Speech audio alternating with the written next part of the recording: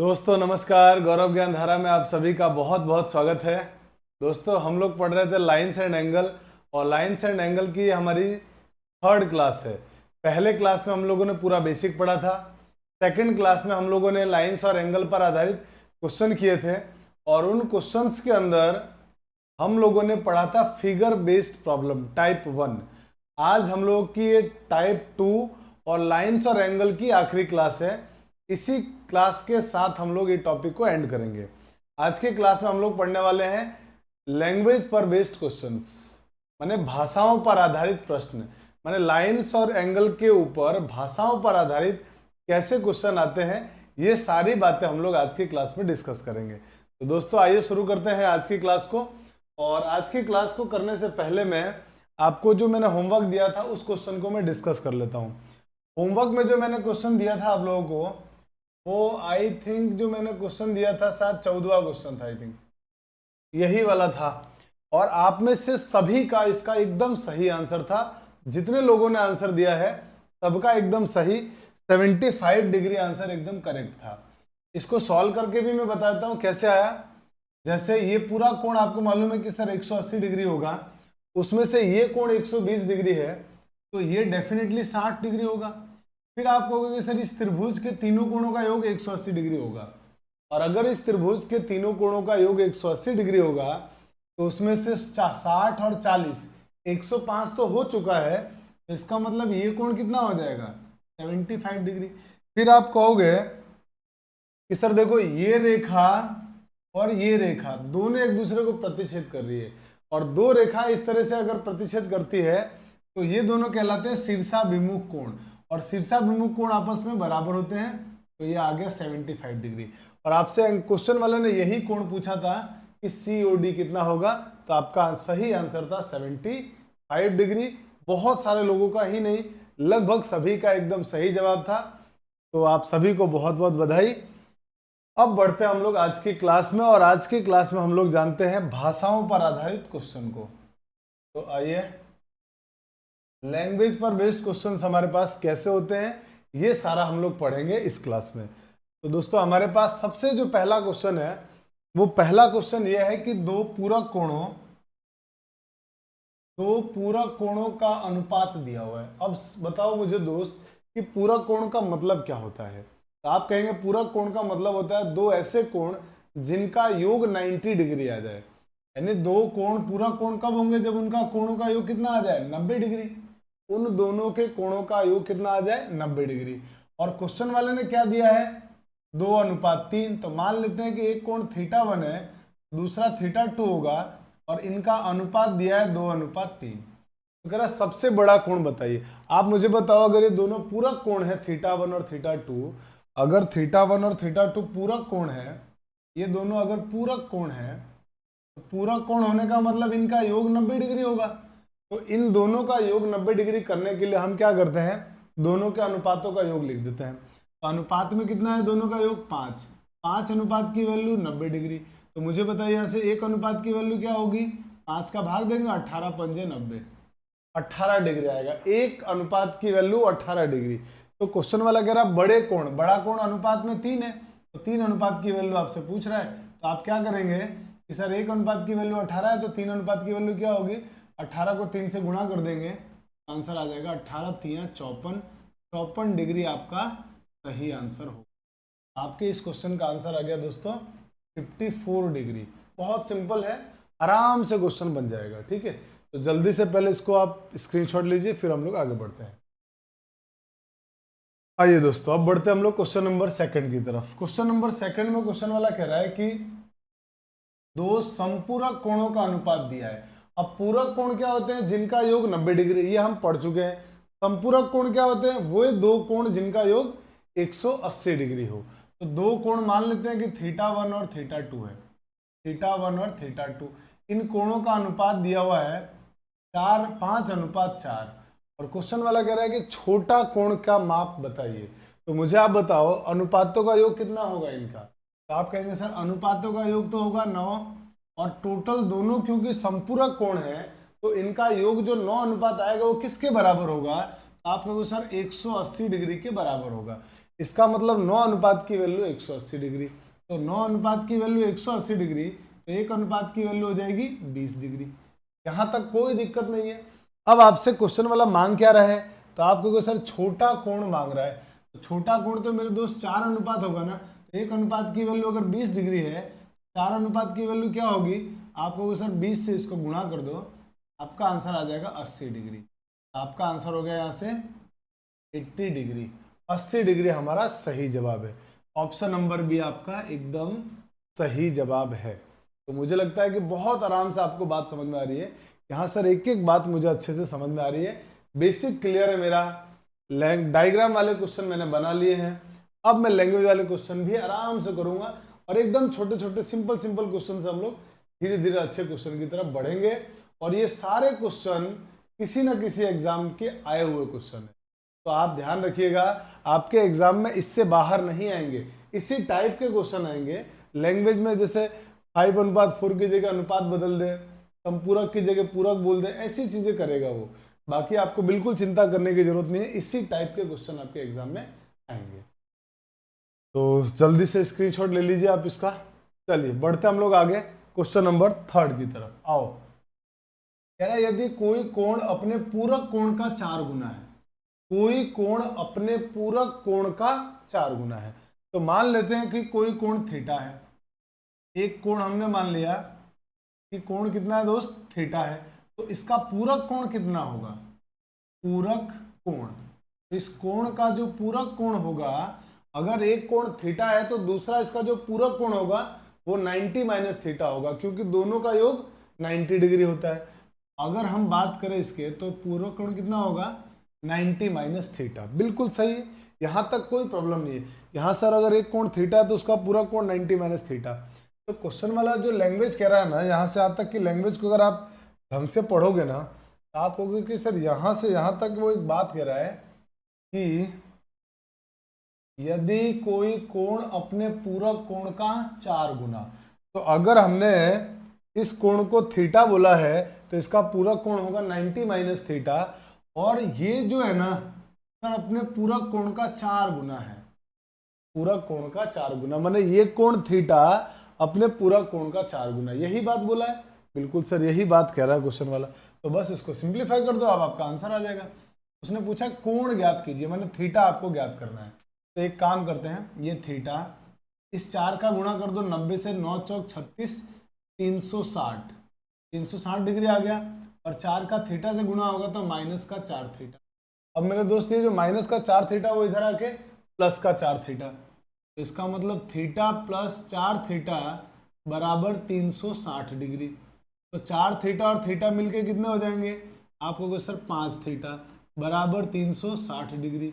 अब आप मुझे बताइए, आपको तो कोण पूछा है, कोण का मतलब थीटा, तो थीटा ज्ञात करने के लिए 5 का भाग दे दो। तो जैसे आप 5 का भाग देंगे, भाग देंगे, आपके पास थीटा आ जाएगा 360/5। 5 से जब इसको काटोगे तो ये बन जाएगा 5 एकम 5, 5 सत्ते 35, बचा कितना, 1, 1 और 0 हो गया 10, 5 दूनी 10। इसका मतलब 72 डिग्री आपका आंसर है, यानी वो जो कोण है ना वो 72 डिग्री का होगा। तो 72 डिग्री हमारा सही जवाब है। तो मुझे उम्मीद है कि आपको आराम से समझ में आ रहा होगा। हाँ सर एकदम सिंपल है। आप जल्दी से इसका स्क्रीनशॉट लीजिए, फिर हम लोग आगे बढ़ते हैं। चलिए अब आते हैं क्वेश्चन नंबर 4 की तरफ। क्वेश्चन नंबर 4 को करते हैं और जानते हैं कि क्या होगा। क्वेश्चन वाला कह रहा है कि यदि दो संपूरक कोण है, एक तो ये वाला कोण है और एक ये कोण है, अगर ये दोनों संपूरक कोण है तो क्वेश्चन वाला कह रहा है 5x का मान ज्ञात कीजिए। ये कोण, ये वाला और ये वाला संपूरक कोण है। आप मुझे बताइए दो संपूरक कोण कब होते हैं, आप कहोगे सर दोनों का योग 180 डिग्री आ जाए।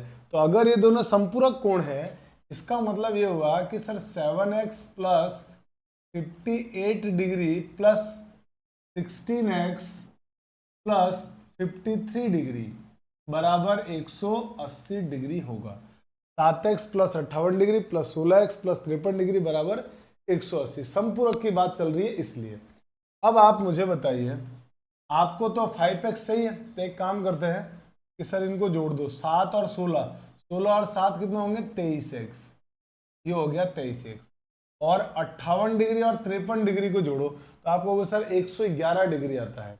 वो जो 111 डिग्री है वो प्लस का है, उधर जाके क्या हो जाएगा माइनस का। तो इसका मतलब यहां से हो जाएगा 180 माइनस 111 डिग्री, 111 डिग्री। यहां तक कोई दिक्कत नहीं है। अब आप 180 में से 111 को घटाओ, तो 180 में से जब 111 को घटाओगे तो क्या आएगा, इधर तो बचेगा 23 डिग्री, 23x, इसको घटाओ भाई इसमें से, तो इसमें से इसको जब घटाओगे तो बचेगा कितना, तो आप कहोगे सर 69 डिग्री आ रहा है। 69 डिग्री घटा के देख लो आराम से। अगर ये 69 डिग्री आ रहा है तो 23 का भाग लगा देते हैं, तो 23 का जब भाग देंगे तो x का मान आ जाएगा 3 डिग्री, 23 तिया 69, तो 3 डिग्री आया x का मान। पर हमसे किसकी मांग पूछा गया है, तो आप कहोगे सर हमसे क्वेश्चन वाले ने 5x का मान पूछा है। 5x का मान हो जाएगा यहाँ से 3 गुणा 5 मतलब 15 डिग्री। तो यही हमारे क्वेश्चन का होगा। सिंपल था एकदम, बहुत सिंपल है। जैसा जैसा क्वेश्चन वाला बोलेगा ना बस वैसा वैसा करना है, एकदम आसान है, बहुत आसान है। जल्दी से आप इसका भी स्क्रीनशॉट लीजिए, फिर हम लोग आगे बढ़ते हैं। क्वेश्चन नंबर 5, आइए क्वेश्चन नंबर 5 को करते हैं। इसमें क्वेश्चन वाला कह रहा है कि यदि कोण ये वाला तथा ये वाला आपस में पूरक कोण हो, ये दोनों कोण आपस में पूरक कोण है, तो कह रहा है x का मान बताओ। अब अगर कह रहा है कि ये दोनों कोण आपस में पूरक कोण है तो इसका मतलब क्या हुआ कि इन दोनों का योग 90 डिग्री होगा। बिल्कुल सर, तो जोड़ दो दोनों को। अगर ये पूरक कोण है तो इसका मतलब 2x minus 20 degree plus x minus 10 degree बराबर होगा 90 डिग्री। अब देखो ये x और x जोड़ के कितना हो जाएगा, तो आप कहोगे सर ये हो जाएगा 3x और माइनस का 20 और माइनस का 10, माइनस का 30 डिग्री, माइनस का 30 डिग्री उधर जाके हो जाएगा प्लस का 30 डिग्री। तो 90 और 30 को जोड़ोगे तो आएगा 120 डिग्री। ये 3 का भाग देंगे तो मेरे दोस्त x की वैल्यू हो जाएगी यहाँ से 40 डिग्री। और यही हमारे क्वेश्चन का सही आंसर है। आंसर आ गया आपका 40 डिग्री, ऑप्शन नंबर बी। बहुत सिंपल है, बहुत आसान है। जल्दी से आप इसका स्क्रीनशॉट लीजिए, फिर हम लोग आगे बढ़ते हैं। आइए क्वेश्चन नंबर 6 की तरफ बढ़ते हैं। पढ़िए क्वेश्चन नंबर 6। क्वेश्चन नंबर 6 में क्वेश्चन वाले ने बोला है कि कोण Q1 और Q2 पूरक कोण। दो कोण है, एक तो है Q1 और एक है Q2, और दोनों आपस में पूरक कोण है। पूरक कोण होने का मतलब ये हुआ कि अगर एक कोण थीटा है तो दूसरा 90 माइनस थीटा होगा, माने दोनों का योग 90 डिग्री होगा। अब कह रहा है Q1 अपने संपूरक कोण का 9/11 गुना है, तो Q2 का मान ज्ञात कीजिए। देखिए बहुत सिंपल सी बात है। क्वेश्चन वाले ने बोला है कि Q1 और Q2 जो है ना वो आपस में पूरक कोण है। इसका मतलब Q1 और Q2 का योग कितना होगा 90 डिग्री। यहां तक कोई दिक्कत नहीं सर, कोई प्रॉब्लम नहीं है। अब जो क्वेश्चन वाला कह रहा है उसकी बात करते हैं। कह रहा है कि जो Q1 है ना, Q1 अपने संपूरक कोण का, अपने संपूरक कोण का, आप मुझे बताइए Q1 का संपूरक कोण क्या होगा, तो आप कहेंगे सर 180 माइनस Q1। अगर कोण एक Q1 है तो इसका संपूरक कोण होगा 180 माइनस Q1। क्यों सर, क्योंकि इन दोनों कोणों का योग 180 डिग्री होगा तभी जाके संपूरक बनेंगे। इसका मतलब हो गया 180 डिग्री माइनस Q1, ये इसका संपूरक आ गया। कह रहा है कि Q1 अपने संपूरक का 9/11 गुना है, तो इसका मतलब ये हुआ कि अगर मैं इसको 9/11 से गुणा कर दूं तो ये इसके बराबर हो जाएगा। समझिए आप आराम से, यहां तक की लैंग्वेज को समझिए। ये बात आपको समझनी पड़ेगी, ध्यान से देखिए। जो मैं हाईलाइट कर रहा हूं ना उस पार्ट को सिर्फ समझने की कोशिश करिए, बात एकदम आराम से समझ में आ जाएगी कि Q1 अपने संपूरक कोण का 9/11 गुना है, ये बात को समझना है। तो कह रहा है Q2 का मान क्या होगा, तो आप मुझे बताइए Q1 का संपूरक कोण 180 माइनस Q1, Q1 अपने संपूरक कोण माने 180 माइनस Q1 का 9/11 गुना है, तो वही बात मैंने लिख दिया है। तो उस लैंग्वेज को मैंने ऐसे लिखा है। तो भाषाओं पर आधारित प्रश्न में क्या होता है, भाषाओं को पढ़ना होता है, समझना होता है, फिर आपको क्वेश्चन में आगे बढ़ना होता है। ठीक है, तो अब इसको सिंप्लीफाई कर दो बस, अब तो सिंपल है, अब तो कोई दम बचा ही नहीं क्लास क्वेश्चन में कि सर 11 का इधर गुणा कर दिया हमने क्रॉस मल्टीप्लाई, तो ये हो गया 11Q1 और 9 का गुणा किया तो 9 इंटू 180 हो गया, और 9 का इससे गुणा किया तो माइनस का 9Q1। अब ये 9Q1 इधर आके हो जाएगा प्लस का Q1, 9Q1 प्लस का होगा, तो 11Q1 पहले से था और 9Q1 इधर आके और जुड़ेगा तो कितना हो जाएगा, आप कहोगे सर 20Q1, 20Q1 बराबर 9 इंटू 180, 9 इंटू 180, ये 20 का भाग दे देंगे, तो जैसे ही आप 20 का भाग देंगे तो Q1 का मान आ जाएगा 9 गुणा 180 बटा 20, और आप 20 से 180 कट जाएगा 9 बार, तो आपका Q1 आ गया 81 डिग्री। Q1 आ गया मेरे दोस्त 81 डिग्री। यहां तक कोई दिक्कत नहीं। आपसे मांगा क्या गया था, Q2 का मान। तो आप मुझे बताओ Q1 का मान अगर 81 डिग्री है और इन दोनों का योग 90 डिग्री है, तो मुझे बताओ Q2 को कितना होना पड़ेगा। आप कहेंगे सर 9 डिग्री का होना पड़ेगा, तब ही दोनों का योग 90 डिग्री आएगा, वरना नहीं आएगा। और यही हमारे क्वेश्चन का जवाब है। ऑप्शन नंबर बी आपका सही जवाब है। एकदम आसान भाषा में, आसान तरीके से हमने बातों को सीख लिया। अब मैं हाईलाइटेड पार्ट को हटा रहा हूं, आप आराम से इस क्वेश्चन का पूरे का स्क्रीनशॉट ले लीजिए। चलिए अब बढ़ते हैं दोस्तों हम लोग क्वेश्चन नंबर 7 की तरफ। आइए, क्वेश्चन नंबर 7 में क्वेश्चन वाला कह रहा है कि अगर दो समांतर रेखाओं को एक तिर्यक रेखा काटती है, दो समांतर रेखाओं को अगर एक तिर्यक रेखा काटती है, तो क्वेश्चन वाला कह रहा है कि तो अंतः कोणों की समद्विभाजक करने वाली रेखा क्या बनाएगी। समझिए इस बात को, क्वेश्चन वाला क्या बोल रहा है। तो मेरे दोस्त जो क्वेश्चन वाला बोल रहा है ना, वो ये कह रहा है कि आपके पास दो समांतर रेखाएं हैं, जैसे एक रेखा ये हो गई, ठीक है, ये मान लो एक रेखा ये हो गई, ये मान लिया हमारे पास दो समांतर रेखाएं हैं, और इन दोनों समांतर रेखाओं को एक तिर्यक रेखा काट रही है। ये हमारे मान लीजिए तिर्यक रेखा है, ठीक है, ये तिर्यक रेखा इन दोनों समांतर रेखाओं को काटती है। तो क्वेश्चन वाला कह रहा है आगे कि अंतः कोणों की समद्विभाजक करने वाली रेखा, अंतः कोण। अब बताइए मुझे कोण कौन कौन से बनेंगे। तो आप कहोगे ना कि सर कोण बन रहा है एक, तो देखो ये अंतः कोण की बात कर रहा हूं मैं, एक बन रहा है ये, फिर आप कहोगे कि सर एक बन रहा है अंतः कोण ये वाले, ये और ये अंतः कोण बन रहे हैं। तो आपसे क्वेश्चन वाला कह रहा है कि इन अंतः कोणों की जो समद्विभाजक रेखा होगी ना, समद्विभाजक रेखा जो होगी ना, वो क्या बनाएगी, और चार ऑप्शन आपके पास दिए हुए हैं। तो आइए करते हैं, देखते हैं क्वेश्चन में कैसे बनेगा। तो अपन कलर ले लेते हैं व्हाइट, ठीक है। ये मान लीजिए मेरे पास कोई इस कोण की समद्विभाजक रेखा आ गई, फिर मैं कह रहा हूं कि मान लीजिए इस कोण की ये समद्विभाजक रेखा आ गई, ठीक है। अगली बना रहा हूं मैं, इधर वाले अंतः कोण की समद्विभाजक रेखा भी बना देता हूं मैं। देखो मान लीजिए इधर वाले कोण की समद्विभाजक रेखा ये आ गई, फिर हम क्या करते हैं, इस कोण की समद्विभाजक रेखा बनाते हैं। ये बना दिया हमने समद्विभाजक रेखा इनकी। अब इनका नाम भी, कि सर इनका नाम भी लिख दो आप, तो इनका नाम भी लिख लेते हैं हम लोग। जैसे मान लीजिए इसको नाम देते हैं ए, बी, सी, और ये हो गया हमारे पास डी। हम ये चाहते हैं ये जानना, हमारा इस बात में इंटरेस्ट है कि सर जो ये हमारे पास ए बी सी डी आया है ना, ये क्या है, यही तो पूछ रहा है। अंतः कोणों की समद्विभाजक करने वाली रेखा क्या बनाती है, मतलब हम ये जानना चाह रहे हैं कि ए बी सी डी जो बना है ना, एक्चुअल में है क्या, ए बी सी डी जो बना है वो क्या है, इस बात को जानने में हमारा इंटरेस्ट है। तो मेरे दोस्त वैसे तो आप इस बात को डायरेक्ट याद रखेंगे कि सर ये जो है ना ऐसे बनाता है आयत। क्या बनाता है, आयत।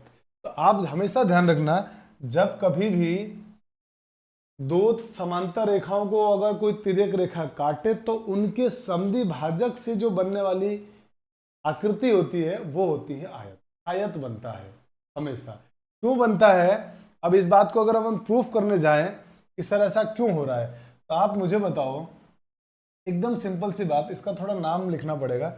मान लेते हैं कि ये रेखा हमारे पास हो गई एक्स, ये हो गई वाई, है ना, और इसको मान लेते हैं हम लोग डब्लू।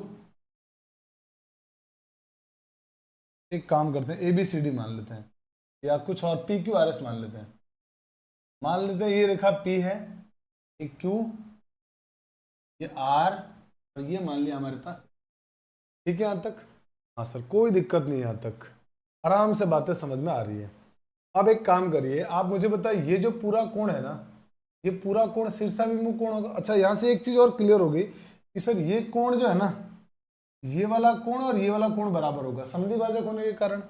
ये कोण और ये कोण बराबर होगा, ये कोण और ये कोण बराबर होंगे, ये दोनों कोण आपस में बराबर होंगे। यहां तक में बात में कोई दम नहीं है।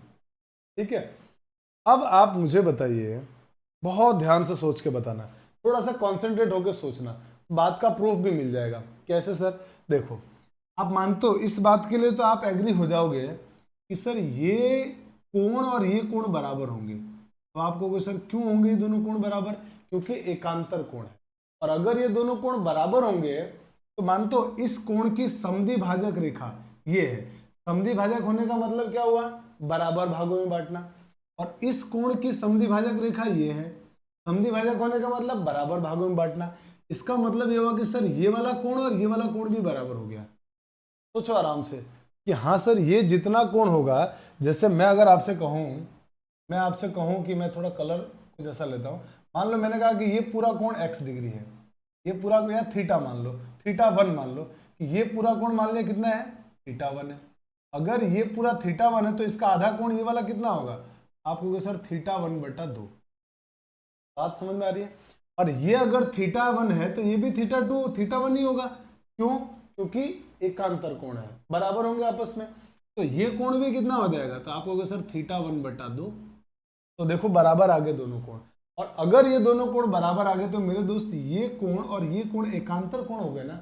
और ये एकांतर हो गए तो ये जो रेखा आ रही है ना आपकी, ये वाली रेखा और ये वाली रेखा, ये हो गई समांतर। ये दोनों रेखाएं कैसी हो गई? समांतर। इसी प्रकार से आप ये भी प्रूफ कर सकते हो कि सर ये और ये भी आपस में बराबर होंगे, और ये बराबर होते ये दोनों रेखाएं कैसी होगी? समांतर।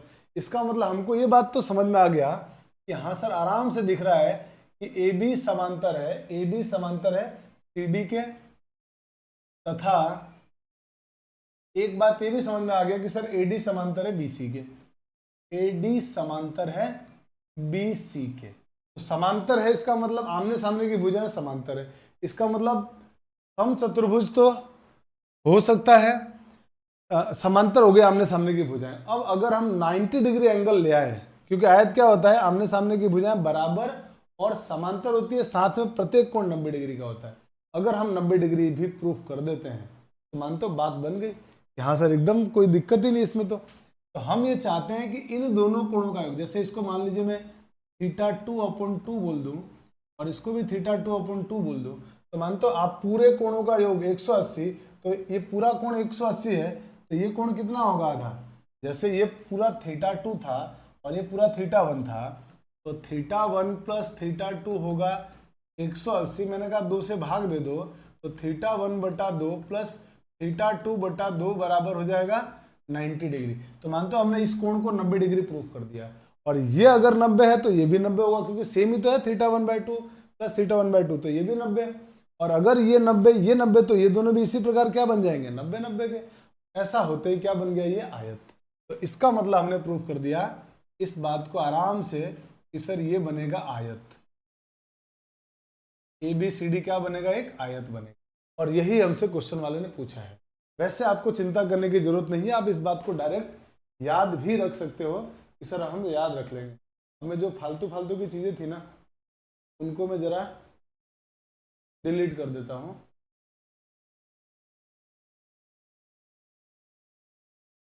यहाँ से थोड़ा डायग्राम सही दिखे के लिए मैं इनको डिलीट कर देता हूँ, बाकी मैं बाद में लिख देता हूँ, लिख भी दूंगा आपको कि आपका चित्र जो है ना वो एकदम सही दिखे।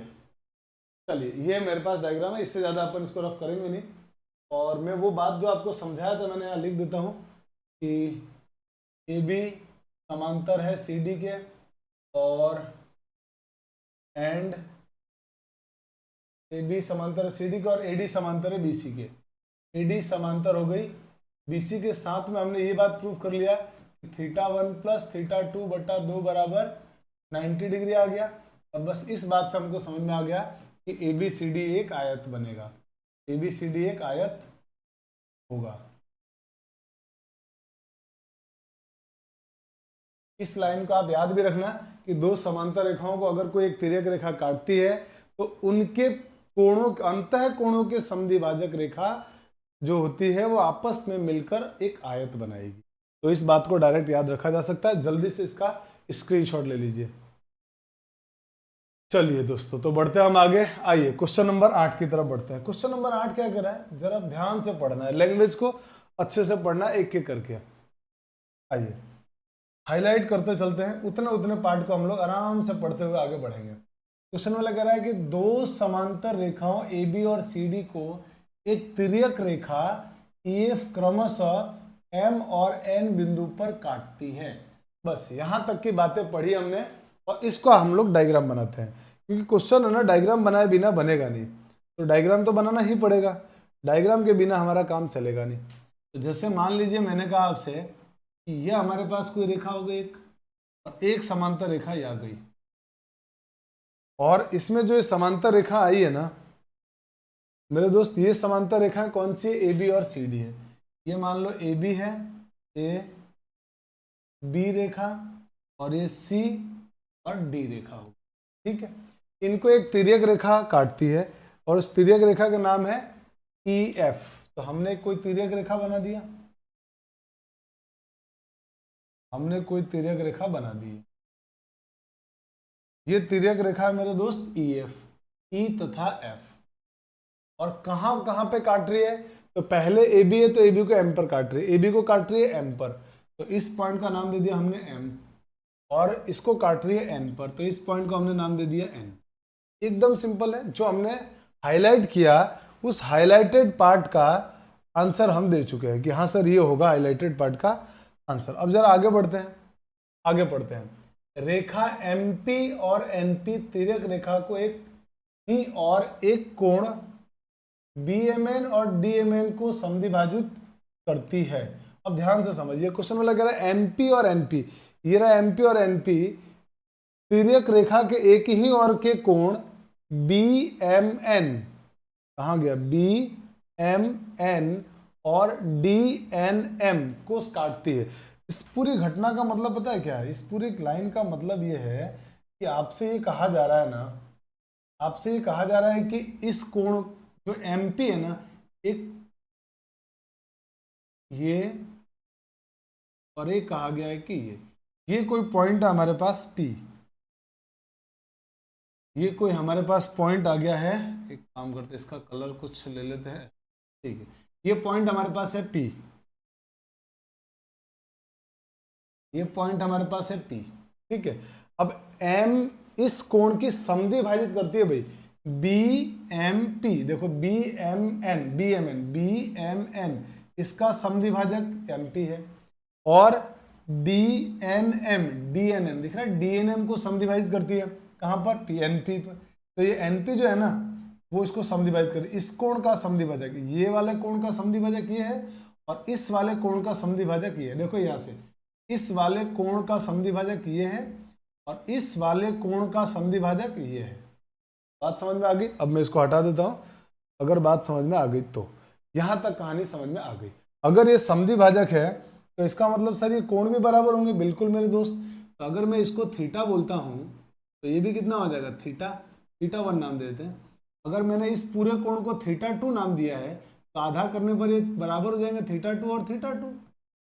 बिल्कुल सही है, यहां तक तो कोई दिक्कत ही नहीं है। अब आपसे क्वेश्चन वाला मांग रहा है कि बताइए कोण MNP निम्न में से किसके बराबर होगा। MNP कौन सा है भाई, MPN मांगा है, MPN बोला है, MPN कौन सा होगा।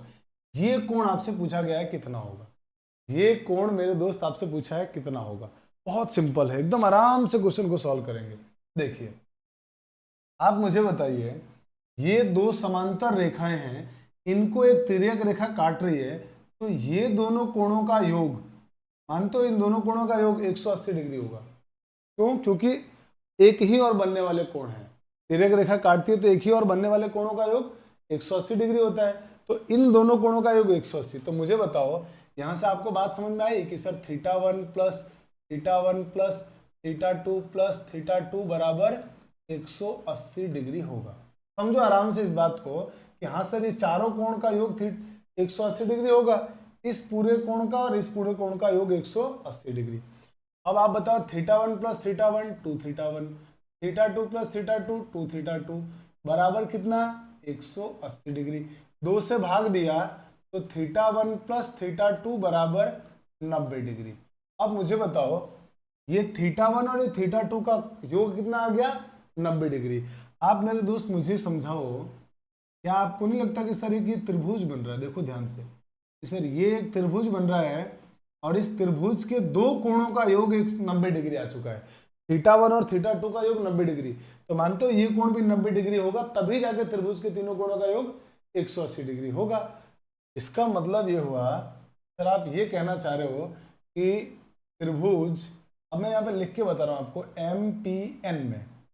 MPN में अगर बात करें तो कोण θ1 प्लस कोण θ2 प्लस कोण MPN हमसे पूछा है, MPN, और इन तीनों कोणों का योग 180 डिग्री, जिसमें से इन दोनों कोणों का योग कितना दिया हुआ है?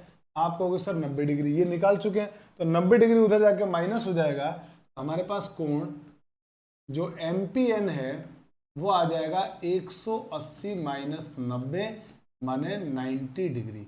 मेरे दोस्त, जो हमने इस क्वेश्चन का आंसर ढूंढा था कि इसका क्या जवाब होगा, तो जवाब होगा मेरे दोस्त 90 डिग्री। बहुत आसान है, ओरल भी कर सकते हैं। अब आप कहोगे ना सर आप इतना सारा लिख के बता रहे हो, इसमें तो बहुत टाइम जाएगा। ये मैं सिर्फ आपको समझाने के लिए लिख रहा हूँ। मुझे करना होगा तो कोई दिक्कत ही नहीं कि सी दोनों कोण बराबर है, तो मैं तो सीधे कह दूंगा ये x तो ये भी x, ये y तो ये भी y, या थीटा मान लो, जो भी मानना है। अब इन चारों कोणों का योग 180 डिग्री, तो दो दो का आधा आधा करोगे तो कितना हो जाएगा? 90 डिग्री। इन दोनों कोणों का योग 90 डिग्री, तो एक त्रिभुज के तीनों कोणों का योग 180, तो तीसरा कोण त्रिभुज में कितना होगा? 90 का ही होगा, तभी तो 180 आएगा। तो हो गया सीधा। मैं आपको जस्ट समझाने के लिए सारी बातें लिख रहा हूं, है ना, टाइम ज्यादा नहीं लगेगा। चलिए आप इसका जल्दी से स्क्रीनशॉट ले लीजिए, फिर हम लोग आगे बढ़ते हैं। आइए दोस्त, क्वेश्चन नंबर 9 की तरफ बढ़ते हैं। क्वेश्चन नंबर 9 में क्वेश्चन वाला कह रहा है कि माना कि रेखा AB का मध्य बिंदु D है। ठीक है, एक रेखा AB है, उसका मध्य बिंदु D है, और D से अलग एक बिंदु C इस प्रकार से है कि CA बराबर CB। तो डायग्राम बनाते हैं, डायग्राम के बिना काम चलने वाला नहीं है। एक काम करते हैं, क्यों ना डायग्राम बना लिया जाए। मान लीजिए कि आपके पास ये कोई रेखा है, इस रेखा का नाम लिख दिया हमने AB। ठीक है सर, यहाँ तक कोई प्रॉब्लम नहीं। अब मान लीजिए, अब आप कह रहे हैं कि इसका मध्य बिंदु D है, तो इसका एक मध्य बिंदु मान लेते हैं ये मध्य बिंदु कितना हो गया? D। अब आपसे क्वेश्चन वाला कह रहे हैं कि एक बिंदु C, इससे अलग एक बिंदु, माने D से अलग एक बिंदु, D पर नहीं है, माने इस रेखा AB पर है ही नहीं कोई पॉइंट, एक बिंदु अलग है C, और C को इस प्रकार से लेना है कि इस जो C है ना, ये C, इस C की दूरी यहां से और यहां से बराबर होगी। एक काम करते हैं, बराबर इसको दिखा देते हैं। कहां से ले लिया हमने? ये क्वेश्चन में कहा गया है कि आपस में कैसे होंगे? बराबर होंगे। ठीक है, ये क्वेश्चन में कहा गया है कि दोनों बराबर है, तो इस पॉइंट को मैं C नाम देता हूं, और इस प्रकार से ये है कि दोनों आपस में बराबर होंगे। साथ में जो D है ना, वो AB का मध्य बिंदु भी है, D AB का मध्य बिंदु। इसका मतलब ये भाग और ये भाग भी आपस में बराबर है। एकदम बात को समझते हुए चलना कि सर ये और ये बराबर है। क्वेश्चन में दिया हुआ CA बराबर CB, ये भी बराबर होंगे क्योंकि DAB का मध्य बिंदु है। हाँ सर, यहां तक की बात समझ में आ गई। तो क्वेश्चन वाला मांग रहा है CDB कोण। सबको अगर ध्यान से देखोगे तो क्वेश्चन वाला यही तो कह रहा है कि CDB, एंगल CDB क्या होगा, CDB कोण क्या होगा। तो एक काम करते हैं, CDB कोण बनाते हैं जरा। तो मैं मान लो इसको इससे मिला दूं, अगर मैं इसको इससे मिलाता हूं तो मेरे भाई आपको नहीं लगता कि इसमें सर इस वाले कोण के बारे में आपसे चर्चा कर रहा है क्वेश्चन वाला? ये कोण कितना होगा, CDB। तो उसके लिए हम क्या करेंगे, तो आपको अगर थोड़ा सा ट्रायंगल वैसे हमने पढ़ा नहीं है, हमारा अगला टॉपिक जो है वो त्रिभुज ही है, पर ये क्वेश्चन ऐसा आ गया है तो मुझे थोड़ा सा पहले त्रिभुज का एक कॉन्सेप्ट लगाना है। पर चिंता मत कीजिए, मैं त्रिभुज में भी ये बात सिखाऊंगा आपको कि अगर किसी त्रिभुज की दो भुजाएं बराबर है, किसी त्रिभुज की दो भुजाएं बराबर है, तो उन बराबर भुजाओं के आमने सामने के कोण भी बराबर होंगे। इसका मतलब ये दोनों भुजाएं अगर बराबर है ना, तो इसके सामने का ये वाला कोण और ये वाला कोण ये आपस में बराबर होंगे। ये दोनों कोण, ये कोण और ये कोण आपस में बराबर होंगे। साथ ही ये भुजा और ये भुजा बराबर है, तो इनके आमने सामने के ये दोनों कोण और ये दोनों कोण भी आपस में बराबर होंगे। यहां तक की बात में कोई दिक्कत हो तो आप मुझे बताओ कि हाँ सर यहां तक की बात समझ में आ गई कि ये भुजा और ये भुजा अगर बराबर है तो इस भुजा के सामने का कोण ये और इस भुजा के सामने का कोण ये दोनों कोण भी आपस में बराबर होंगे। तो मान लेता हूं कि मैं ये कोण x है तो ये कोण भी x होगा। अब अगर ये दोनों भुजाएं भी बराबर है तो इनके आमने सामने के कोण भी बराबर, तो मतलब ये y है तो ये भी कितना हो जाएगा, y हो जाएगा। यहां तक के अंदर कोई दिक्कत नहीं, एकदम सर बात समझ में आ गई कि यहां तक कोई प्रॉब्लम नहीं है। हमसे क्वेश्चन वाला इस एंगल के बारे में डिस्कशन चाहता है, तो मान लेते हैं कि ये कोण z है, यानी मुझे z निकालना है, कोण z का मान मुझे ज्ञात करना है। कैसे निकालेंगे, बहुत आसान है।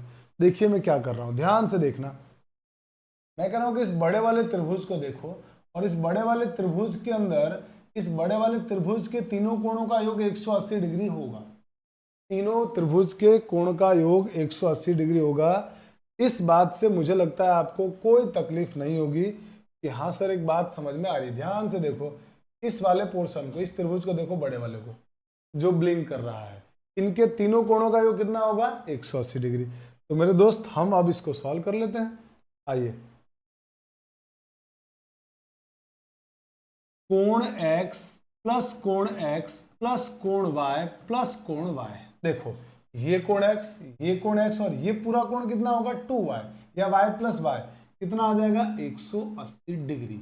अब मुझे बताओ x प्लस x कितना हो गया, आप कहोगे sir 2x, y plus y 2y is equal to 180 degree. 2 से भाग दे दो तो x प्लस y बराबर हो जाएगा 90 डिग्री।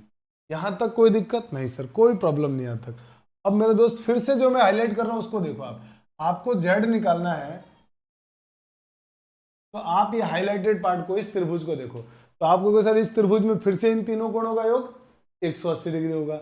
इन तीनों कोणों का योग 180 डिग्री, उसमें y प्लस एक्स तो 90 डिग्री है, ये दोनों मिलके बेचारे 90 डिग्री दे रहे हैं और पूरा मिलके 180 डिग्री होगा।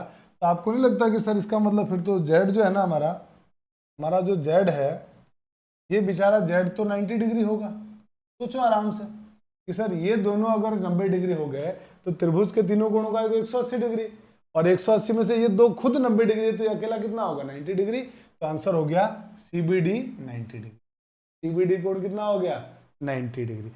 अगर CDB आपको ये ऐसे समझ में नहीं आया, ऐसे कर लो कि सर ये वाला त्रिभुज आप कह रहे थे ना, इस त्रिभुज में कोण x प्लस कोण y प्लस कोण z बराबर 180 डिग्री, उसमें से x प्लस y का मान मालूम है 90 डिग्री है, तो अगर ये 90 डिग्री है तो उधर जाकर माइनस होगा और z आ जाएगा 90 डिग्री।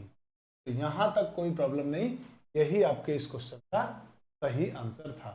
तो मुझे लगता है कि आपको एकदम बात समझ में आ गई कि हाँ सर आंसर एकदम समझ में आ गया। जल्दी से आप इसका स्क्रीनशॉट लीजिए, फिर हम लोग आगे बढ़ते हैं। आइए दोस्तों, अब हम बढ़ते हैं आगे क्वेश्चन नंबर 10 की तरफ। क्वेश्चन नंबर 10 में क्वेश्चन वाला कह रहा है कि ये बहुत सिंपल सा क्वेश्चन है। कह रहा है कि माना कि ABC 3 असंरेख बिंदु।